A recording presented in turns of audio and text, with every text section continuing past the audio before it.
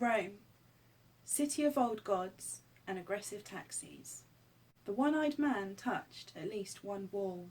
The airplane's takeoff not fazing him as much as the landing. The locals behaved as if they put up with English-Italian attempts, with wry smiles and non-bothered shrugs. Hats went and came with the silken breeze. The spurting bollard raised a laugh, but the pear tart was most comely. And sorbet was indifferent to spelling. Photos were taken in the dark, but the exposure was indifferent too. No one minded the plastic pots, for the real olives were happy within. The one-eyed man experienced the dose of death from Finger Girl, with multiple wake-ups and attempted shuntings. Breakfast was continental type, with a thrown landlady. Flustered by a Vatican busy question, the Japanese manga flowed in Italian, as did the spiralling queues that knew nothing about English order at St. Paul's. The pontiff pontified very smallly at an ecclesial distance, while Italian coppers searched the one-eyed man's pockets in suspicion. Thus began the traipse of the fair, to the Pantheon, Parthenon, Panthro, Chitara. The street beggars begged with wooden clackers. The waiters Mario-Lanza'd it with moustaches. The photobombers tried to muscle in, "Take it for you," and old Roman things proved that old-fashioned is good. The one-eyed man's heartburn made legs seem not so knackered, in a bad way. A dogged but injured one-eyed man woke early, but stayed in bed thoughtfully while Finger Girl computed.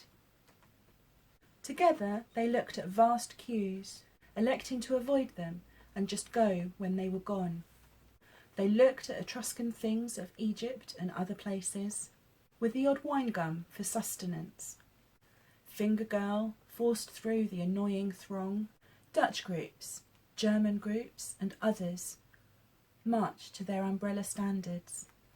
Eyes accustomed to the opulence, they sucked in all. To sounds of "Silencio!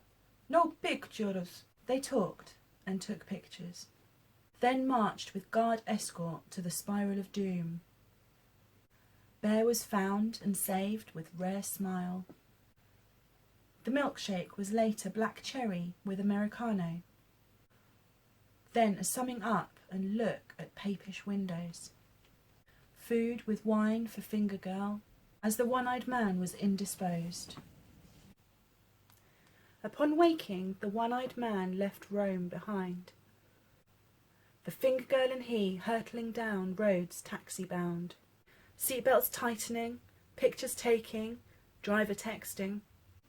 As Italy spilt itself across their eyes in sunny terracotta hues. Airport said goodbye, with a bleep from detectors' arches.